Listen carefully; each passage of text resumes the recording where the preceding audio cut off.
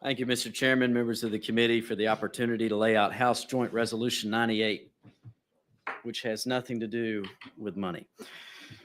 In the movie With Honors, Joe Pesci plays a bum. I bet you didn't expect me to start with that. Someone a Harvard professor would write off as without wisdom. Yet in a pivotal scene in the movie, Joe's character finds himself observing a Harvard class where the professor tries to challenge the wisdom of the Constitution. In response, Joe retorts, "You asked some questions, sir. Now let me answer. The beauty of the Constitution is that it can always be changed. The beauty of the Constitution is that it makes no set law other than faith in the wisdom of ordinary people to govern themselves. The professor rebuts faith in the wisdom of the people is exactly what makes the Constitution incomplete and crude.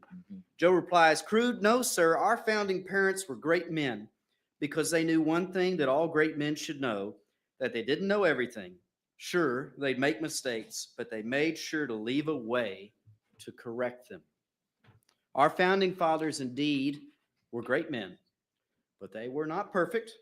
They did not or could not reasonably foresee the modern federal government we have today with entrenched interests, fiscal mismanagement, and extension of authority, relying on constitutional provisions and abusing those constitutional provisions that they couldn't have dreamed of in 1787.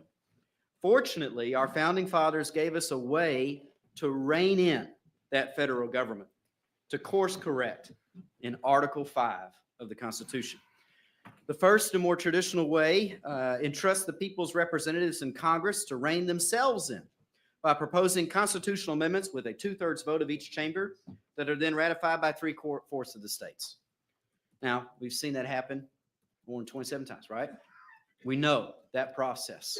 We know that we don't have a runaway convention in Congress, right? They propose it. But what if the problem is Congress itself? Did the founding fathers leave us helpless if Congress itself is the problem? No. They left another way for the people to course correct their federal government. Article 5 allows two-thirds of the states to petition for an Article 5 Convention of States to propose amendments to the Constitution. These amendments must then be ratified by the same threshold as amendments proposed by Congress, three-quarters of the states. In 2017, Chairman Darby helped lead us in passing SJR 2 to join several states in proposing an Article 5 convention to rein in the federal government in three ways. Fiscal restraints, think balanced budget, limiting the power and jurisdiction of the federal government, limiting the terms of office of federal officials and members of Congress, term limits. At the same time, Texas also adopted legislation to govern the selection and recall of delegates to such a convention. And most importantly for today, Texas also adopted a separate resolution, SGR 38, that puts an 8-year sunset clause on that petition that you all adopted. That means, unless this legislature acts, Texas's request for an Article 5 Convention of States to rein in the federal government will expire in early May 2025. I have filed HJR 98 simply to ensure Texas's petition remains pending. It takes time to get 34 states to call for an Article 5 convention. Texas was the 11th state. Since then, we got 19 and more on the way. A large bipartisan majority of the House and Senate believed reining in the federal government was a good idea in 2017. It's a good idea still today. We need Texas to remain in the fight, not retreat. Vast majorities of Texans support reining in the federal government. More than 80% support congressional term limits and a balanced budget amendment. And those are but the tip of the iceberg. I suspect someone may try to oppose this amendment today, claiming there could be a runaway convention. That is nonsense. First, in order to call an Article 5 convention, you have to have 34 states agree to the topics. It is exceedingly difficult to call the convention. That's why we're here today. Second, once called, each state controls who it sends as delegates to the convention, what instructions they abide by, and each state can recall or even criminally penalize delegates who go rogue. Third, once in convention, any proposed amendment outside the scope of the convention will be subject to a point of order. Fourth, any amendment to a that's proposed has to be supported by a majority of the delegates. But let's say all of that fails and you somehow get a crazy amendment proposed out of this convention. Even assuming that happens, you still have to have the same threshold, adopt the amendment as if it was proposed by Congress. Three-quarters of the states, 38 states. Can you imagine 38 states ratifying an awful amendment to the United States Constitution? It's hard enough to get 34 to agree to do the convention. I can't imagine getting 38 to agree to do something crazy. I'll leave you with a couple of quotes. Alexander Hamilton, founding father, delegate to the Constitutional Convention of 1787, rightfully noted in Federalist 85, by the fifth article, we may safely rely on the disposition of who? The state legislatures to erect barriers against the encroachments of the national authority. And George Washington noted, if in the opinion of the people, the distribution or modification of the constitutional powers be in any particular wrong, let it be corrected by an amendment in the way in which the Congress designates, or Constitution designates. The federal government has grown too powerful. Congress is out of touch and unable to limit itself, either in duration, scope of power, or fiscal responsibility. Our national debt has exploded, and we are all feeling the effects of inflation. Why do you think we had to have the gold bill that we talked about for the last hour? Because of inflation with the federal government. These are not purely for partisan reasons, but rather a creature of the lack of limitations imposed on Congress and the Constitution. The founding fathers could not foresee this, but they did know that we would have a way to correct it with an Article 5 Convention of States. I urge you to pass H.R. 98 with haste to ensure Texas remains in the fight to rein in the federal government. I'm happy to answer any questions and reserve the right to close. Members, questions for the author? I Mr. do. Darby. Do you, Cody, you weren't around, but I know the chairman of this committee remembers what we call that committee? I believe you have referred to it as the Powdered Wig Committee. Powdered Wig Committee, and I gave out powdered wigs to members of my. I'm willing to So, take one. Are you ready to get one? I'm really, Okay, yeah, okay, thank you. absolutely. That's all. I can wear it when I go be a lawyer in Canada or something like that. All right. Members, Mr. Raymond. I just want to say I thank you for mentioning the founding fathers because, we've been involved, many of us, for many years now, and can only imagine. But the restraint and the foresight and the vision, and I remember that scene from that movie. Right, whoever wrote that, was a great scene. But I think, but I'm not surprised because what I read was that I think in total, there were 8 of them were Longhorns and like 3 were Aggies. All right. In their hearts, in their heart of hearts. Members, any other questions for the author? Not seeing any, we will call Thank you you, back Mr. in a little while. Chair calls David Carter.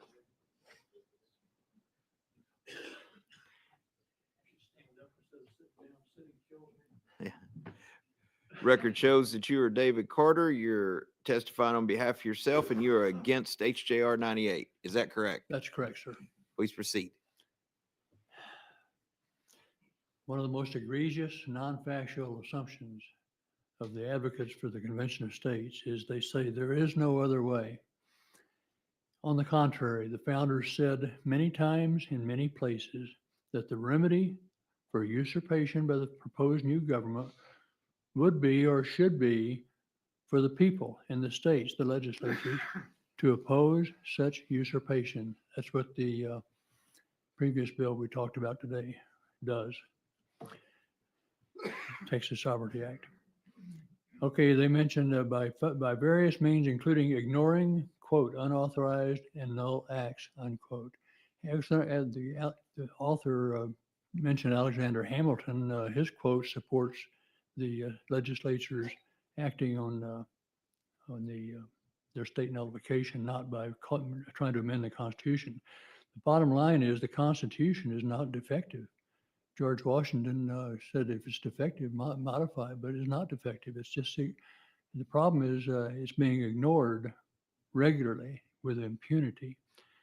Our problem is bad behavior, i.e. not honoring constitutional limitations on the federal government.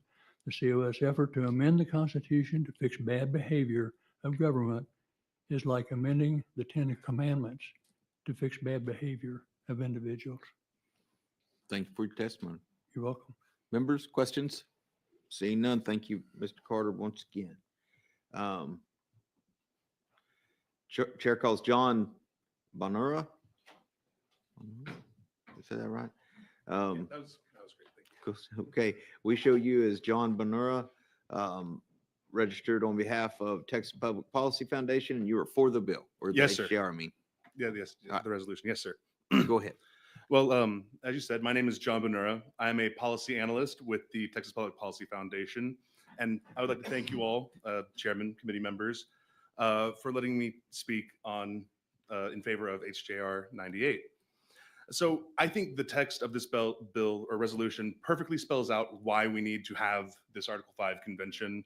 The federal government has overstepped its role in a number of ways. First, the first of which is being this exorbitant spending that needs to be reined in, keeping us on the hook for expenses that we have no business paying for, creating a debt of more than $36 trillion. The second being the delegation of power from Congress to this alphabet soup of agencies that exists right now, leading to a sort of coercive federalism where the federal government uses the threat of withholding funds to force states to conform to the whims of these agencies.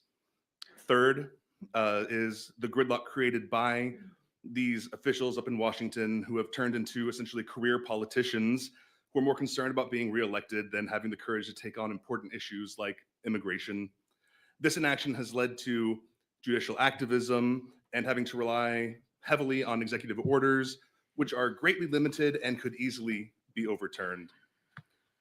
Texas has already passed this resolution before. HJR 98 simply removes that sunset and allows it to be open unless rescinded by this body. And this is something that the governor has actually written in support of before in his Texas plan. So I urge you all to support and pass HJR 98. Thank you for your testimony. Members, there are questions of this witness? Seeing none, thank you for being here. Chair calls Troy Jones Jr.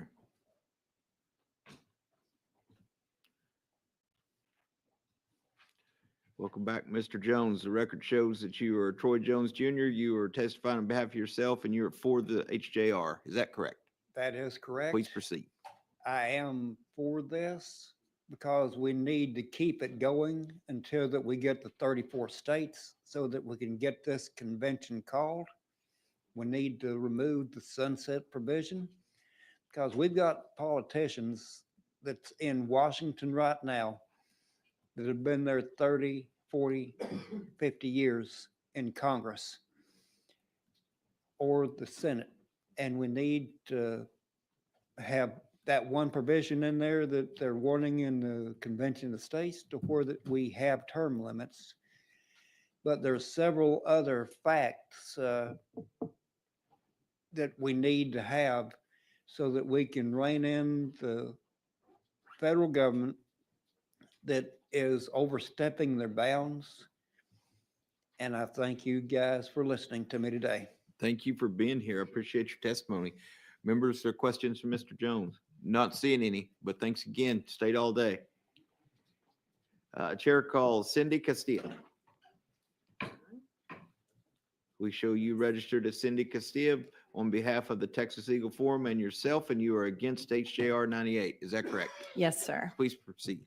We're exposed to this non-expiring resolution for several reasons. We love our Constitution. We know it was written by brilliant men who were seeking God's help to establish a government that would be a blessing to the people. States' only power under Article 5 is to ask Congress to call a constitution. Once that's done, it would be in the hands of the state, but a constitutional convention must be called by our Congress. So they would have to declare how attendees are chosen, because who would there be to do that if you just call it? So they would do that, and they would provide other details so that there's guidance to get started. Might they decide to send themselves, and how fun would that be? If I could think of any living person who's equal to our founders, what is the chance that that person would be sent? Are there multiples of that person? Our states have recently, while overwhelmingly supported President Trump, sent almost a 50-50 delegation to our House and to our Senate. Will the states send only conservatives who love and honor our Constitution? I don't think so. An Article 5 convention may sound like a simple fix. However, our Constitution isn't deficient. The real problem is that Americans vote to send people to Congress who spend too much money and step all over the Constitution.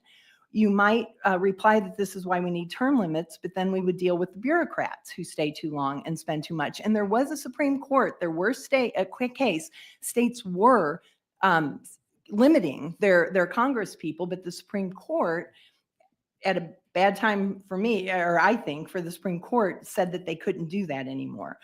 States will likely send a delegation. Everybody will: Arizona, California, Colorado, Connecticut, Delaware, Hawaii, Illinois, Kansas, Kentucky, Maine, Maryland, Massachusetts, Michigan, Minnesota, New Jersey, New Mexico, New York, North Carolina, Oregon, Pennsylvania, Rhode Island, Washington, and Wisconsin will all send delegates. We don't think the same way. You know, Thank you, a lot Ms. of, Ms. okay, Castillo. thank Your you. time is up. I appreciate the, your testimony. Thank you. Members, there questions? I see none. Chair calls Elise Thompson.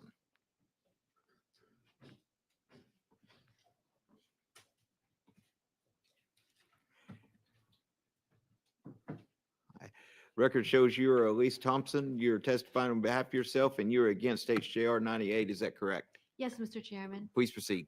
Thank you. Mr. Chairman, members of the committee, let no one in their arrogance judge the Constitution as insufficient, in need of a change. But let everyone be judged by the Constitution. We, the people, ordained the Constitution, not the states. We, the people, have not given our consent to Mark Meckler or convention promoters to change our Constitution. Many countries have modeled their Constitution based on ours. Countries have gone down from within due to exactly this dangerous proposition of exercising Article 5 Convention under the pretext of solution, only to end in Marxist dictatorship and complete chaos, as did Venezuela and Chile. This happens because the scope of an Article 5 convention is limitless. Delegates to an Article 5 convention are representatives of the sovereign people with absolute power to constitute a new government and are inherently not controllable by the states, the Congress, or the Constitution. Previous Congresses and state legislators understand this and never amended the Constitution using this very dangerous method because they knew and they know, and I shall say an example, but the Fourth Amendment, for instance, could easily be abolished, rendering your home and your property vulnerable to predators for a land grab, for instance. And if you try to resist, these predators can forcibly put you in jail and no due process of law, because conveniently, they've just removed the Fifth and the Sixth Amendment. And that would be also abolished, just like what happened during World War II in Thank you, Ms. Germany and Thompson. Poland. Thank We you. appreciate your testimony. Members, other questions? I see none. Chair calls Chris Thompson.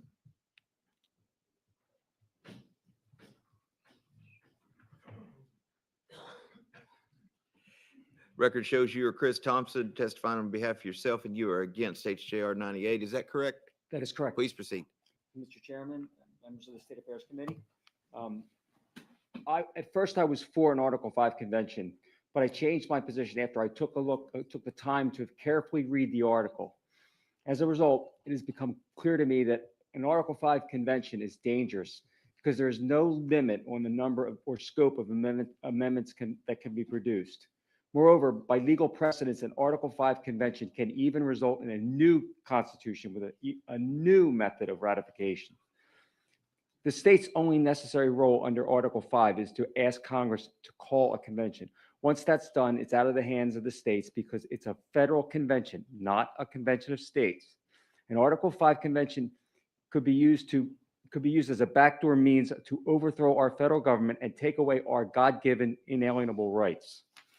In Article 5, there is no constitutional authority for a limited convention, no guidance on how delegates would be selected, no guidance on who could qualify as a delegate, no guidance on how many delegates each state could send, no provision for stopping a runaway convention, no provision on how rules would be established or enforced, and no role provided for the people to play in the process or to stop a convention once it starts.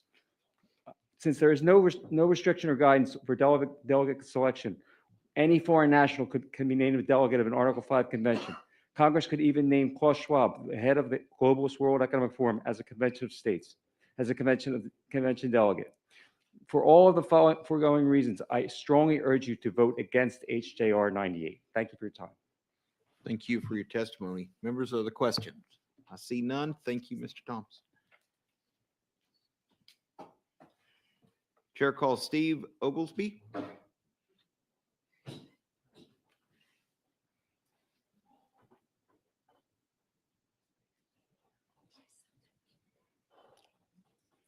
Record shows you are Steve Oglesby. You're testifying on behalf of the John Birch Society and yourself, and you are against HJR 98. Is that correct? That is Please correct. Thank proceed. you. And I'll just point out that my opinions on the Constitutional Convention predate my employment with the John Birch Society. I'm just more well educated now. The language of HJR 98 calls for Constitutional Convention for the limited purpose of a few specific amendments. Well, there's no constitutional authority for a limited convention.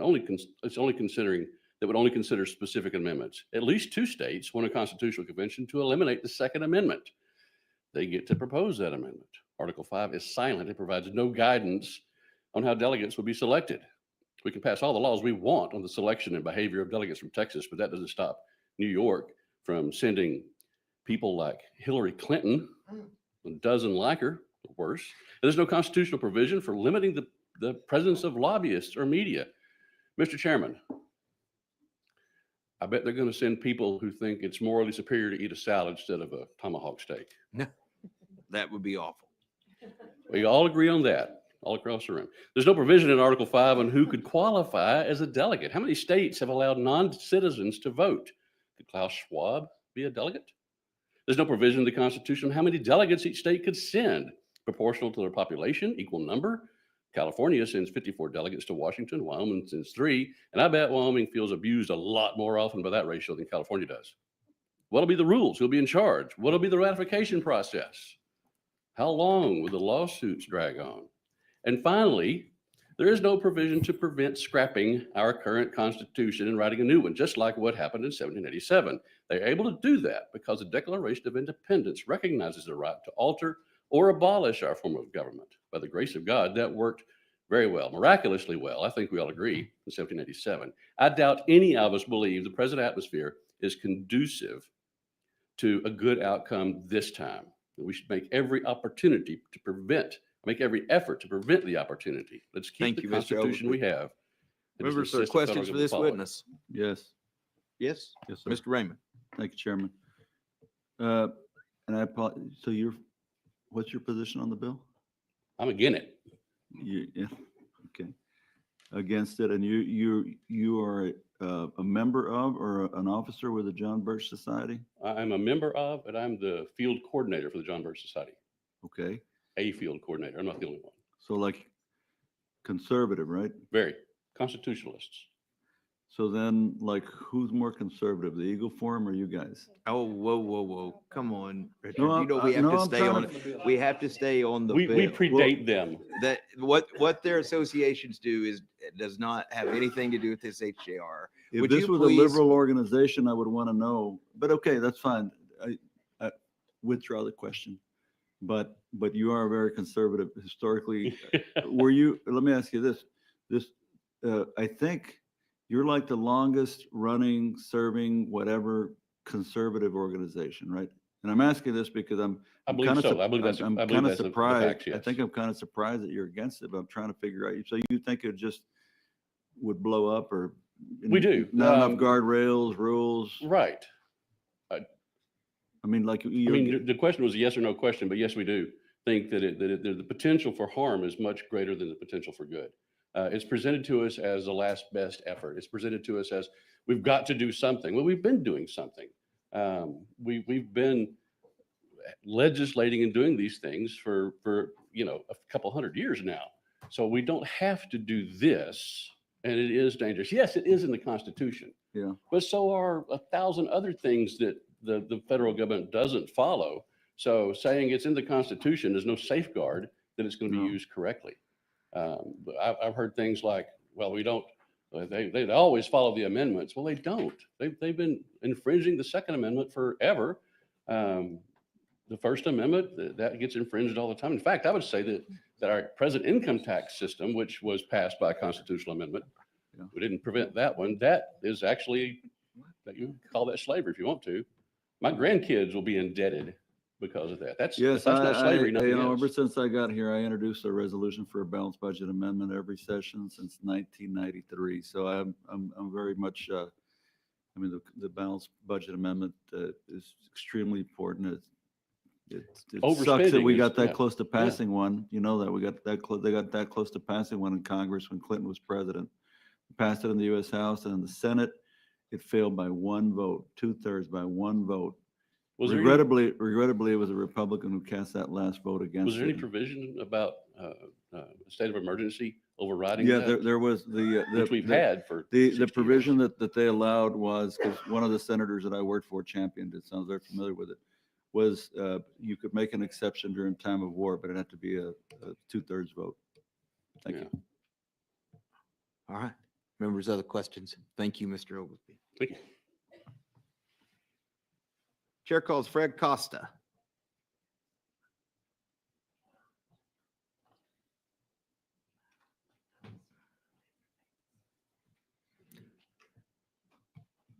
We show you as Fred Costa testifying on behalf of yourself, and you are against HJR 98. Is that correct?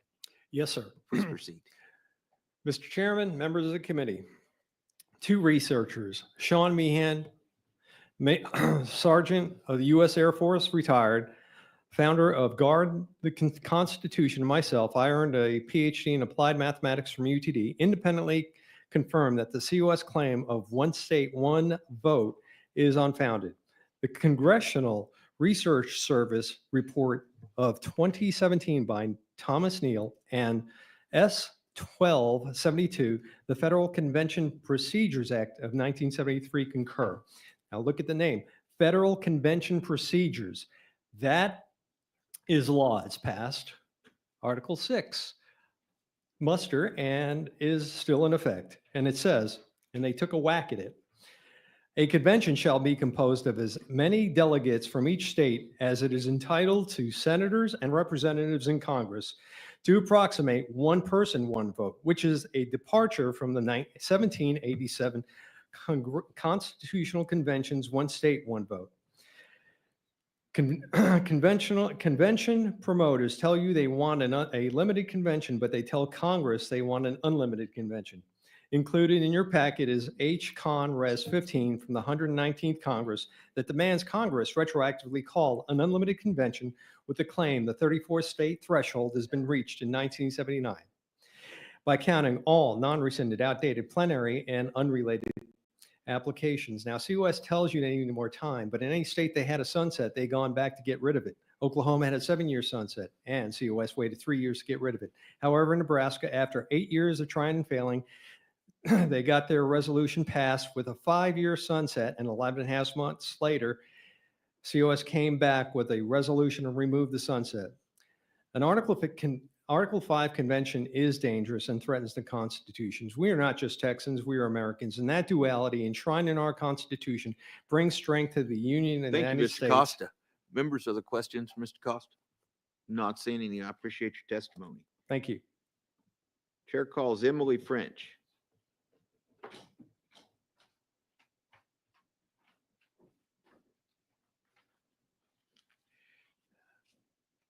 Record shows you are Emily French, and you are representing Common Cause Texas, and you are against HJR 98. Is that correct? Yes, sir. Please proceed. Thank you. My name is Emily B. French. I'm here to speak in opposition to HJR 98. A constitutional convention is Pandora's box. The only precedent we have is our original constitutional convention in 1787. They ignored their mandate and wrote a whole new constitution. A convention called under Article 5 today could do the same to what I fear would be far worse results. All of our most cherished civil liberties as Americans would be at risk. There is no surefire way to put checks in place to prevent a convention that exceeds its authority. Chief Justice Berger believed it was possible when he wrote, "There is no effective way to muzzle or limit the actions of a constitutional convention. After a convention is convened, it will be too late to stop the convention if we don't like its agenda." Texas could dispatch delegates to an Article 5 convention with specific instructions on 5 clearly defined issues.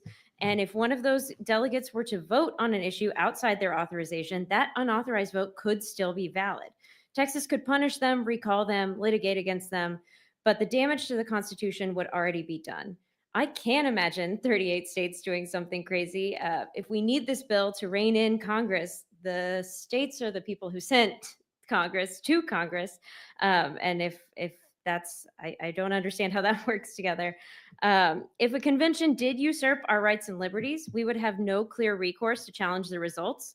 No judicial, legislative, or executive body is authorized to settle disputes about a convention. The Supreme Court has held that constitutional revision involves political questions on which they may not intervene.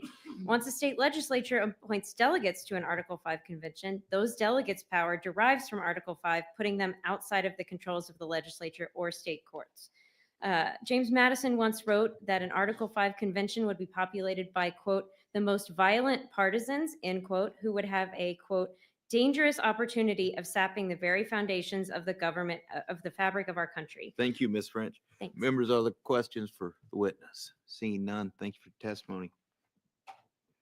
Chair calls Robert Canright. Robert Canright.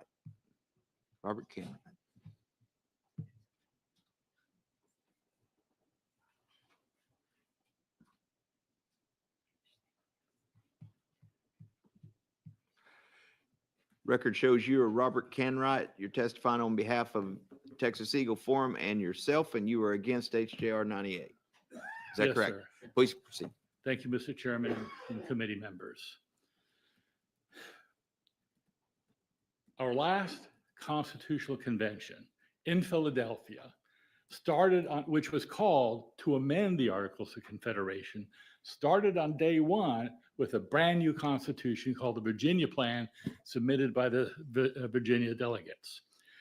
An Article 5 convention is actually a peaceful way to overthrow or replace our government. Got to understand that these were Britishmen who revered the glorious revolution of 1688. Why was the revolution of 1688 glorious? Because it was bloodless. They valued a peaceful overthrow of the government, which is what they did in 1688. And they knew that this was a peaceful way to replace the government. A new constitution is a new government.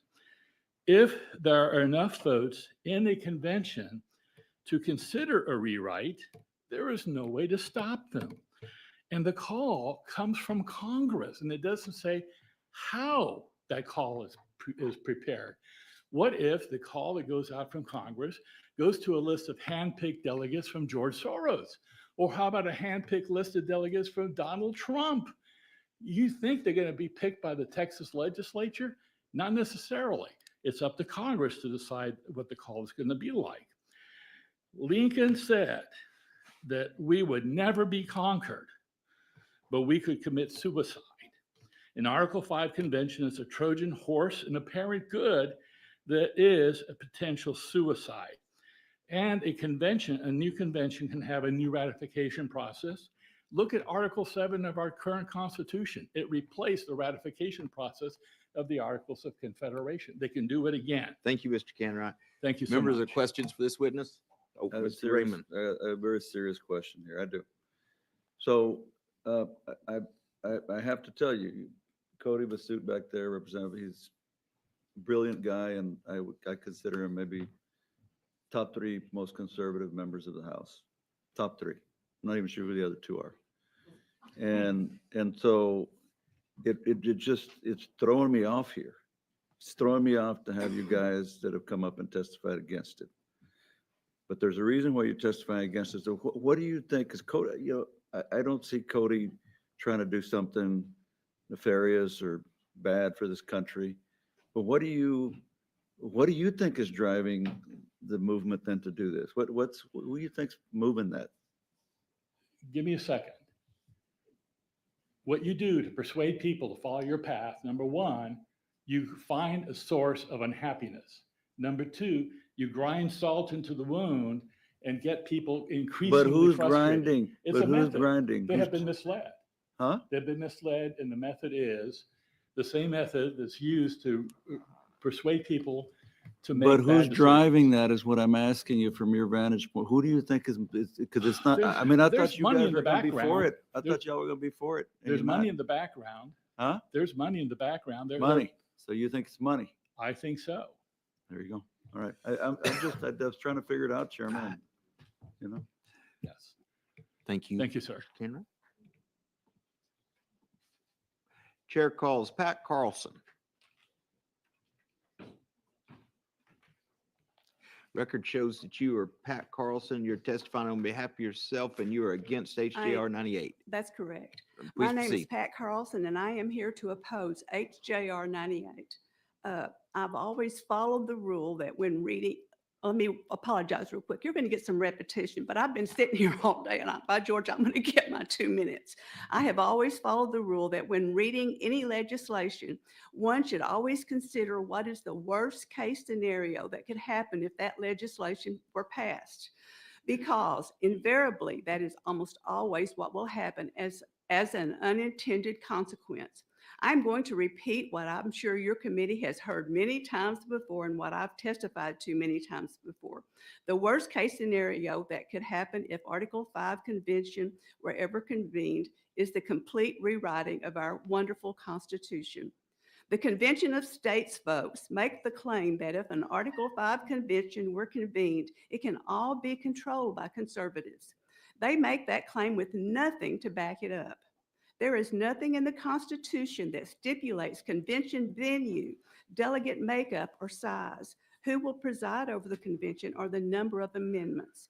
And remember, Governor Abbott wants 9 amendments and Mark Levin wants 11 amendments, and that's just on the conservative side. If such a convention were convened, you can rest assured every radical group we have out there now will be on the sidelines ready to intervene, and it's certainly to cause trouble. Also, Congress may have something to say about what the rules and procedures of such a convention would be. Between 1973 and 1992, Congress filed 41 bills setting rules and procedures of an Article 5 convention. While none of these passed, these bills would give you some insight into their thinking. I am providing you with a handout giving more information about their thoughts. Just as a teaser, their thoughts were not one vote, one state. An Article 5 convention is a bad idea. Thank you, Worst Ms. case Carlson. scenario should always be considered. I appreciate your testimony. Members, questions? Oh, I just wanted, you've been here all day. I just wanted to thank you for your patience to get on the mic. Thanks. Thank you, Mr. Chair. yes. Chair calls Mark Meckler. We show you as Mark Meckler. You're here testifying on behalf of Convention of States Action and yourself, and you are for HJR 98. That is correct, Your Honor. Go ahead. Mr. Chairman, members of the committee, first of all, thank you for sticking around. I appreciate it. I know it's been a long day and you guys are in the middle of session. That's not easy. I have the opportunity to travel all over the country to testify in front of state legislatures. And the one thing that I can tell you that I've learned in the last 11 and a half years of doing this is thank God for the state legislatures. I spend more time than I like to admit in Washington, D.C. It doesn't operate like you guys operate. You're close to the people. You get the pulse of the people. You live with the folks in your districts. And that makes a huge difference in the way you look at things. And the framers themselves intended for you to intervene in between the people of the states and the federal government if the federal government got out of control. And I don't think anybody in this room would disagree that the federal government is out of control. Now, I also have to say, I've heard so much stuff in this room today. I'm just baffled and confused. Representative, you keep asking questions about who's the most conservative. You're confused because conservative groups. Actually, stunningly, I'm confused because apparently today I've been accused of being supported by George Soros, and we have Common Cause, which is George Soros's #1 policy arm in the room testifying against us. This is just outrageous. And what you have is you have folks at the fringes that are trying to foment unrest in our country between the people of this country. People say in politics, you go all the way around the circle, you find the other side, and that's what we have. And I have to ask the question, why are conservative groups like Eagle Forum and the John Birch Society standing up here and supporting the same positions as Common Cause? I can tell you right now. Yes, Mr. Meckler. Yes. please just testify about HJR 98 and Well, why you support all of it. these things have been addressed at our group today, and so I'm responding to the things that people have said about our group in regard to our support for HJR 98. I understand. So I appreciate that, Mr. Chairman, and I will do so. This resolution keeps Texas at the forefront. It was brought up that Oklahoma and Missouri have both repealed their sunset clauses. Texas would be the only state in history to allow their resolution to expire. It was mentioned that Nebraska had a sunset clause. I expect that sunset clause will be removed this year. We need HJR 98 today in this country more than ever. If we're going to solidify the conservative base that is being laid in Washington, D.C. right now, we're going to have to do that from the Thank states. you, for the Mr. long term. Meckler. Thank you, Mr. Members, are there questions for Mr. Meckler?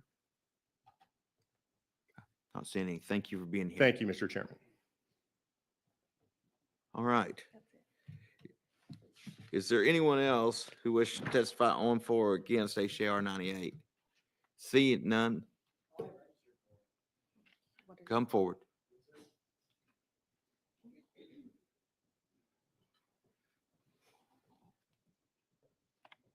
What is your name? Timothy Mabry. Timothy Mabry. Hang on one second. Yes, sir. I registered about 8:30 this morning. Okay, yes, so we have you registered as, which way though? For, It was for a guest. yeah, we had you, okay, we have you registered as Timothy Mabry, registered for yourself, but not to testify. We have your position or your permission to say you want to testify Yes, sir. That's correct. against the HJR. That is correct, sir. Please proceed. You have 2 minutes. Yes, sir. I just want to thank you all for this opportunity. I've been in and out of here between different meetings today, and I am amazed that y'all are still all awake. I'm expecting to see some caffeine and some coffee to help y'all. But my position here is not as part of any society. I am here as the everyday person. I have evaluated COS. I've evaluated where the, HJR 98 is going. And as a father, a Navy veteran, and someone whose family has fought and served and almost nearly died for this country multiple times, I see this as a unique and terrible gateway. See, our founding fathers put Article 5 in there because they knew at that time they were a good and moral conscious society. The corruption that we are talking about has taken hold and has taken root. We can't deny that. We have seen it time and time again where our legislator, even here in Texas in the federal government, has overstepped and overreached our rights as citizens. And invoking the Article 5, it has a good chance to get re-scrapped. 2 countries, one of them being Venezuela, copied and pasted our U.S. Constitution and put it as their own. And guess what happened? They invoked the Article 5, and now Venezuela is a dictatorship. They have fallen into a major disarray. And as somebody who has 2 young children, I realize if this gets invoked and we have to scrap our Constitution, guess what we're about to have? 1776 Part 2. And I am not willing to go to war again for my family. If I have to, I have to.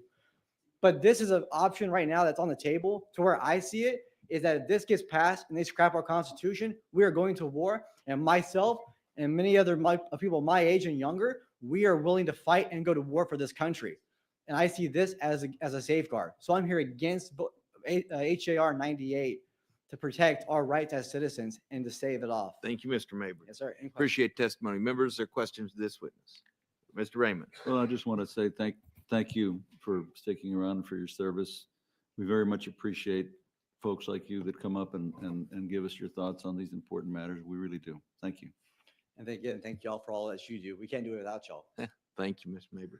All right, now, is there anyone else who wishes to testify on, for, or against House HJR 98? Seeing none. Chair recognizes Representative Vasut to close on HJR 98. I don't know what the issue is. Either the United States Constitution is sacrosanct or part of it's not. But then if you don't trust Article 5, that's in the Constitution. So is the Constitution then not sacrosanct? Because the founders thought to put Article 5 in there. So, and then we don't trust that perhaps the mechanism of ratifying amendments may be changed. But that's in Article 5. And if that can be changed, why then cannot the first prefatory clause be changed about Congress proposing amendments? What if 5 Congress members got together in a bathroom and decided they wanted to abolish the Second Amendment? Does that mean we're going to abolish the Second Amendment? I mean, that would be violating Article 5.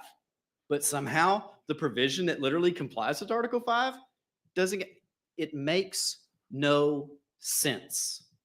We trust Congress to amend the Constitution, but not the people? Why would Congress, when we talk about the Constitution is perfect, we need to stand up and fight for it. And there are many things in the Constitution that are perfect, and that we do fight for them. But there is no balanced budget amendment in the Constitution. No amount of litigation from Texas or standing under the 10th Amendment is ever going to force Congress to balance their budget. There is no term limit amendment in the Constitution.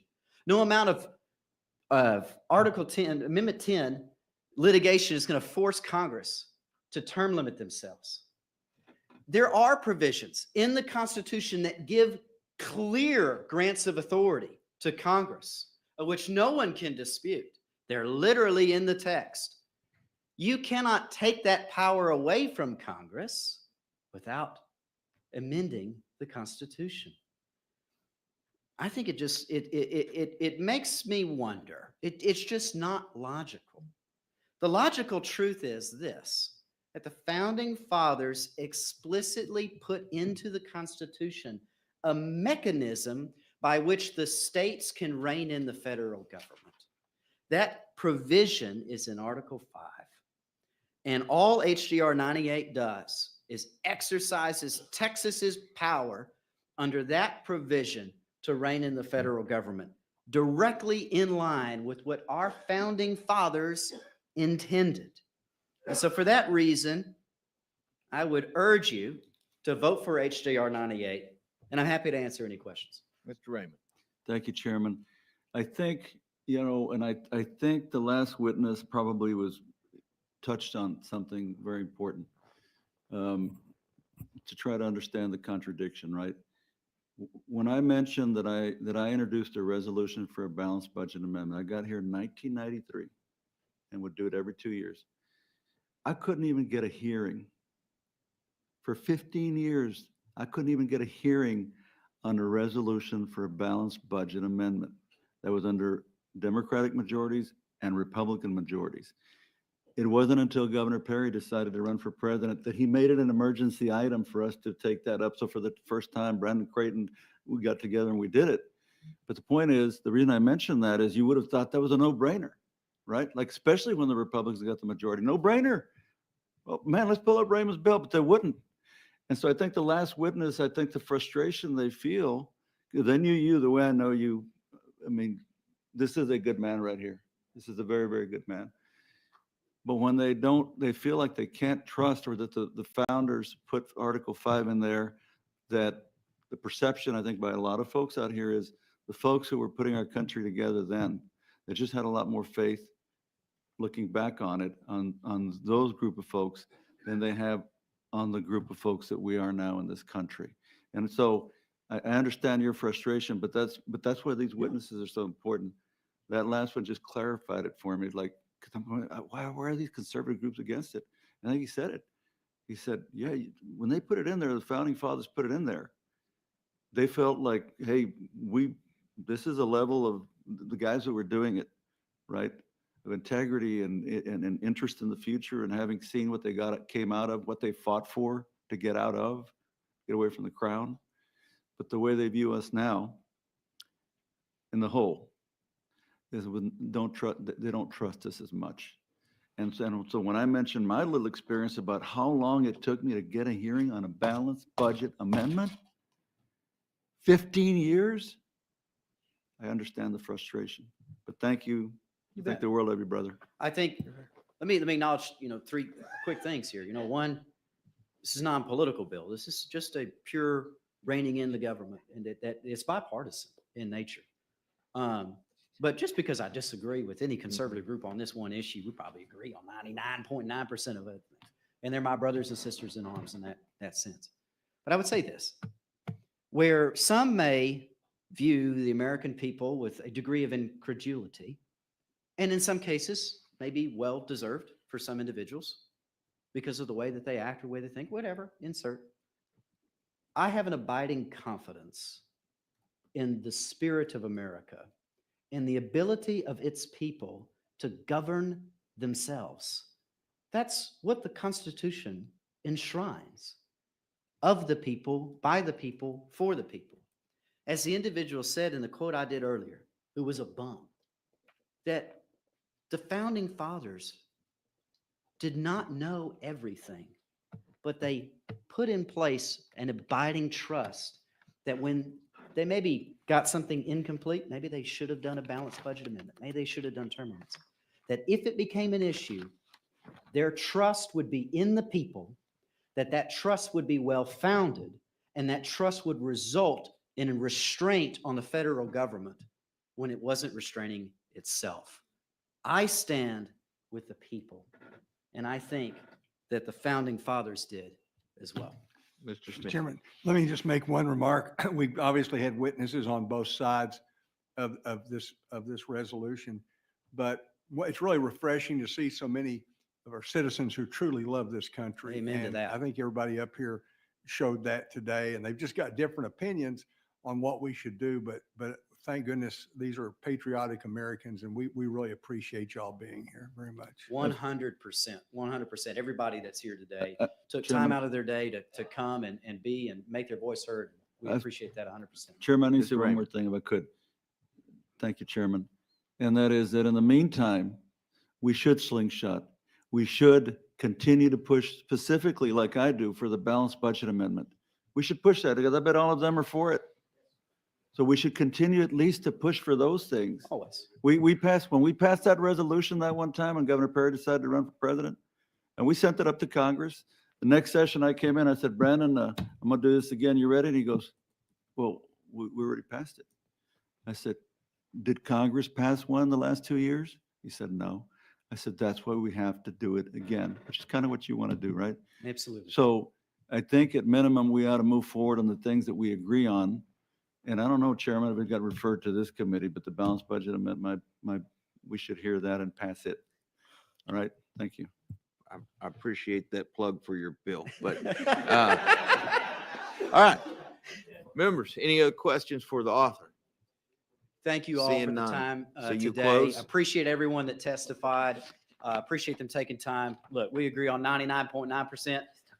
I just think that HJR 98 is a great way to reign. And you close. And I close. Thank you. Thank you. All right. If there's no objection, House Bill HJR 98 will be left pending. Is there objection? Chair hears none. HJR 98 is left pending. Members, that concludes today's agenda. Is there any further business for the committee to address? If not, Chair moves to adjourn. Well, hello, COS supporters, and welcome back to COS Live. You've been watching the Texas House Committee on State Affairs hear public testimony on our Article 5 application titled HJR 98. You might have noticed that it was to remove a sunset provision. If you've been following along with Convention of States for quite a while, you'd know that they passed the resolution in Texas in 2017, except there was a sunset provision that was attached to that. So now the Texas team is working diligently to remove that sunset clause so that we can have a clean resolution. You heard Cody Vasu introduce the resolution. He gave a passionate, vigorous, and I would say brilliant opening and closing remarks. He really spoke about adhering to the founding fathers and trusting in the American people. He called into to question the opponents who are saying that we can trust Congress to amend the Constitution, but we can't trust the people working through their state legislatures. You also heard Mark Meckler give expert testimony. He was very passionate, on fire, and he was talking about how that Common Cause and other organizations like Eagle Forum and the John Birch Society, they happen to be strange bedfellows because one is conservative, one is considered liberal, and they're both fighting for the same issue in opposition against Convention of States and using Article 5 to rein in the size, scope, and jurisdiction of the federal government. And it's bewildering. Mark Meckler pointed that out, and so did others. We also had Texas Public Policy Foundation join in offering testimony in support. TPPF has been a longtime supporter of Convention of States and using Article 5 of the Constitution to bring about amendments that would rein in the federal government. So one thing that you might have noticed, there was a lot of opposition testimony, but only a few people who were offering testimony offering proponent testimony during this hearing. And that's because we strategically asked the volunteers and grassroots supporters to send in written testimony and respect the committee members' time. But the Texas team is absolutely massive. There's almost 250,000 petition signers within the Texas grassroots. That's a huge pool of support behind our Article 5 resolution in Texas. And the team has been working diligently to get this resolution passed. You did hear that there was no vote today, so there'll be a vote in the future to move our resolution from the committee to the House floor for full debate and final passage. We're going to bring on Jonathan Viad, who's the regional director for the Texas team. Jonathan, or producer D, do you have Jonathan in the wings? Ooh, well, Jonathan. Oh, Jonathan, good to see you, brother. How are you doing? I'm doing great, Andrew. How about you? I'm doing very well, thank you. You know, I really feel uplifted by the closing remarks there from our House sponsor, Representative Vasu. That was just brilliant. What's your takeaway from what you saw in that hearing today? You know, Representative Vasu had done an excellent job both in his opening and in his closing of really cutting through the fear that is propagated by our opposition. And he obviously has done a great job of building relationships with members of that committee. You heard it there from one of the committee members. I believe that was Representative Richard Raymond, who is a Democrat, who has been speaking with Representative Vasu and speaks very highly of him. And it shows that this is a nonpartisan issue, right? This is an issue where it's we, the people, trying to solve the issues caused by our out of control federal government.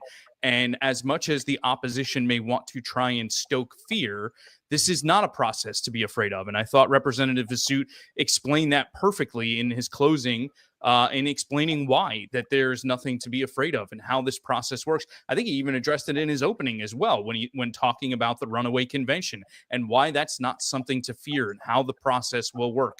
I understand that it's not written specifically in the Constitution exactly how a convention will play out, but we know exactly how a convention will play out because of history. We've seen all of these interstate conventions that have taken place. They may not have been an Article 5 convention, but there have been interstate conventions that have taken place since the Constitutional Convention of 1787, and they haven't run away. They've stayed focused on what the convention was convened to discuss, and the same thing will happen at an Article 5 convention. Mm-hmm. Jonathan, I might have accidentally spilled a little bit of the tea talking about some of the strategy that went into this hearing because we didn't have a lot of proponent testifiers today. But can you maybe just explain to the audience that's tuning in right now, why is that part of our strategy? Why not pack the room with Convention of States grassroots who are there to testify in favor of the bill? Why not do that? So our grassroots have done an amazing job in Texas, reaching out to legislators, talking to them, educating them on this issue, working with them to make sure that they understand what it is we're trying to accomplish, and also seeing where they stand on the issue. And we feel very comfortable with the committee that we've been assigned to. The committee members there are people that have been around for a number of years and understand this issue. They know about Article 5. Many of them voted in favor of our resolution when we passed in 2017. Many of them were supportive in 2023 when we were trying to extend our sunset clause, and ultimately that came up short due to a point of order in the House. That's another story. But these legislators are people that support Convention of States, support Article 5. And so as you saw, this committee hearing started at 8 a.m. Central Time, and it is now, 5:47 Central Time, and it only just concluded, right? They did break for a little bit. They had a floor session, but it was a very, very long day. Our team had already done the work in talking with these legislators, in meeting with them throughout the session. They're constantly in the Capitol every single week. And the legislators know where our folks stand, why we believe in this convention. And we feel comfortable that we have the votes in this committee. So we did not want to bog things down. Out of respect to them, and given the time and all that we knew was going to happen today, we had a feeling it was going to be a long day. We had a feeling that things were going to end up later in the day, and that's when our resolution was going to come up. We didn't want to bog things down. We didn't want to drag it out any longer than it needed to be. We're confident we've done the work, and now we just await for them to make it official by voting for HJR 98. You know, based on how long that committee hearing was, I think the legislators are going to be thanking you for that, because it was just all opposition testimony, and boy, there were some ugly and bad things that were said in that hearing. What were there any surprise favorite moments that you had, either proponent testimony or opposition testimony? Were there some surprise moments? Well, one opponent said that every time something happens, every time a law is passed, we always get the worst case scenario. So you have to know about the worst case scenario because it always happens.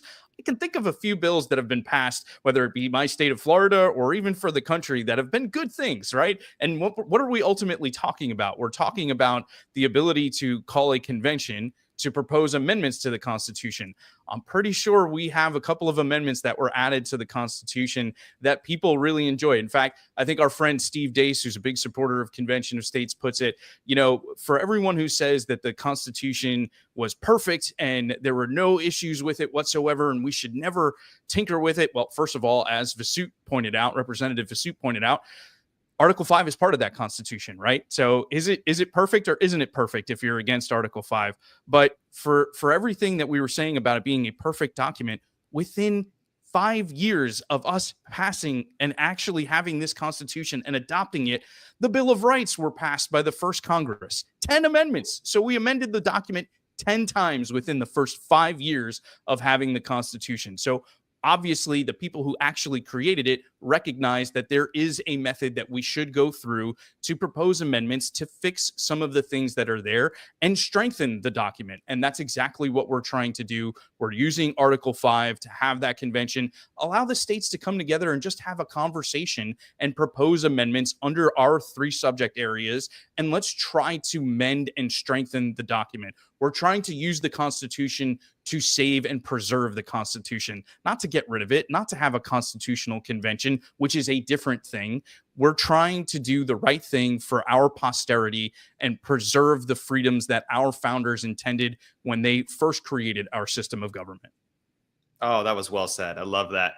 All right. Any heroes on this day, either citizens who showed up or citizens who've been lobbying in support of this, or maybe some legislators? Who's the hero of this? Well, you know, our heroes, you're not going to be surprised by this answer, but it's our grassroots team, right? I think we had 20 plus members of our grassroots team there on hand to support this, even though they knew they weren't going to testify, right? These people were there 7 o'clock in the morning, getting ready for this committee hearing, knowing full well that they were just going to be sitting there most of the day and not actually speaking, not saying anything about why they are there and why they support Convention of States, because they've already done that. And so a tip of the cap to all of them, my entire Texas team, Erica Hatfield, our state director there, Darren York is our other state director there. They have done an excellent job of leading this team. So many amazing grassroots activists. And I also, Andrew, looked up a couple of numbers just to demonstrate exactly what kind of work the grassroots have been doing coming into today. So far, there have been 877 actions that have been taken this legislative session by our supporters in Texas. That's phone calls and emails that they have sent to legislators because of our ask, because of our calls to action. And part of that was the calls to action that we put out there. We have made 1,915 telepatriot calls in Texas this legislative session. And it's been thanks to help from other grassroots teams across the nation as well. Florida has made calls, Tennessee, Louisiana, Arkansas, South Carolina, Connecticut. Everyone has been pitching in to help the Texas team because we know how important it is for Texas to be a part of this process. And as Representative Vasut said, as I've said a number of times, Texas needs to continue to lead by being a part of this Convention of States movement and not be the first state leading from behind, walking away and retreating from this process. I appreciate all of our grassroots activists. They are my heroes. I wish I was there with them to give them a hug right now because they've done amazing, amazing work. We're not done yet. We've still got work to do, but they have just been doing a tremendous job. Oh, I love that. And, you know, it just speaks to the heart of our organization, what you're saying there, because we are grassroots all the way through. And there's so many organizations out there like Eagle Forum and John Birch Society and Common Cause. And they all say that we're just funded by the Koch brothers or George Soros money, and that there's billionaires who are funding this whole project. But no, it's just not the truth. The truth is that there is activists on the ground in Texas and all across the nation that are putting in the hard work, like phone calls, emails, text messages, knocking on doors of legislators, going in, shaking hands with them, talking about Article 5, talking about how this is the solution that's really going to put some ironclad shackles on the federal government. So I just love hearing that, the grassroots part of it. Okay, so we finished with the committee hearing today. What's next? What's going to happen next? So the State Affairs Committee, we're not totally surprised that they decided to leave the resolution pending. All of the bills that they heard today, they left pending in committee, and that's kind of how they've operated so far this session. What our anticipation is that within the next couple of weeks, when they have their committee hearings again, they'll come to a vote, and they will vote on HJR 98, and we believe that they are going to pass the resolution. It would then go to the Calendars Committee. We already have been speaking with a number of the legislators there, have had positive interactions with them, and it's our belief that Calendars will also pass our resolution and put it on to the floor of the Texas House, where it will be voted on by the entire chamber. So we're hopeful that we can get that moving pretty quickly. We don't know just yet exactly what the time frame is going to be. We'll still be working on a couple of other legislators and speaking with them and educating them on Convention of States. But we are very confident about where we sit today. And it was important that we got through the House first. We know that we have a ton of support on the Senate side from Lieutenant Governor Dan Patrick on down. The House has a lot going on, and it's a much bigger chamber, and we wanted to make sure that we got through there first, because last time we went through this 2 years ago, we ran into a situation where we kind of ran out of time. And so it was important that we got through the House first. The fact that we had the committee hearing today was a big first step, and we're confident we'll be able to get it moving there. And Andrew, I just want to give one more shout out to the Texas Capitol Brigade. We have a team of Texans that show up, like I said, every single week they are at the Capitol. John Van Compernol, who is our legislative liaison, he stepped up into the role just this year. He's been with the team for a number of years, has led the charge for this team, meeting with so many different legislators, chiefs of staff, other legislative aides, so many people throughout the Capitol. John has just been incredible, and so have many others. Cindy Phillips, the Bonnert brothers, who I jokingly say there should be a wing in the Texas Capitol called Bonnert Way, because the Bonnert brothers are there so many times, and they're always willing to bring other people, new people to the Capitol and show them around and get them situated and educated and understanding how the legislative process works in Texas.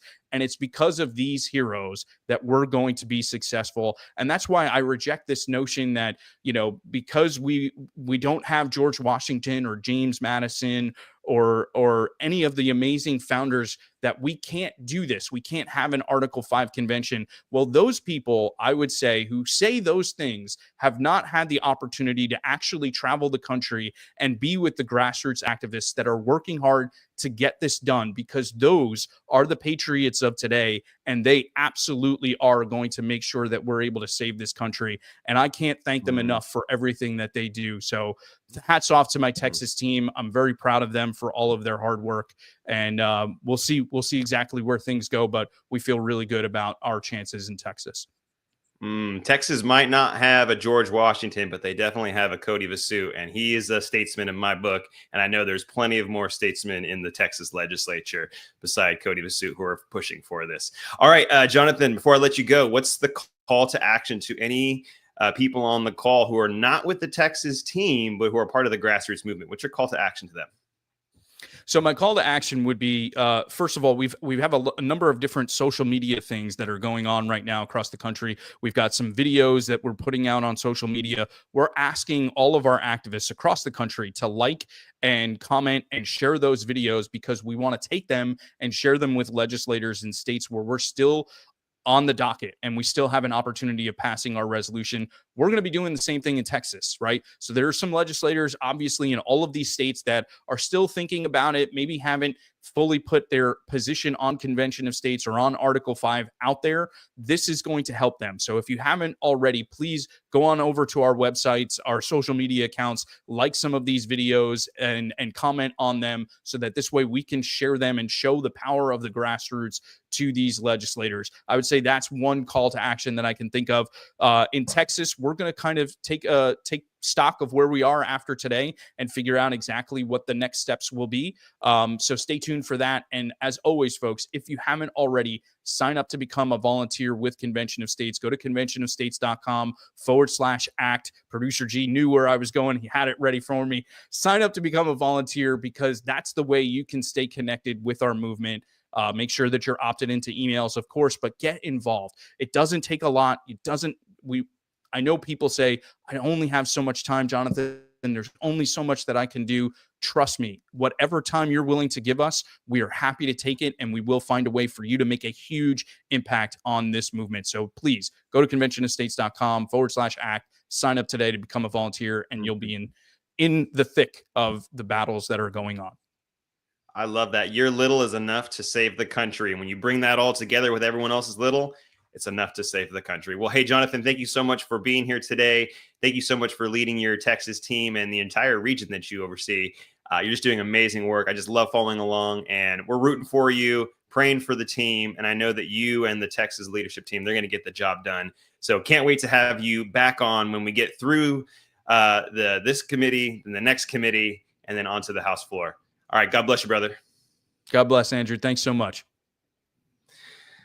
All right. Well, that's going to be it for us today. We will see you at the next hearing or the next debate that we're going to be having. Kansas should be coming up soon, and there's other states that are pending with our resolution. So the fight's not over yet. We got plenty of work to do, but until then, it's time to get back to work. See you next time.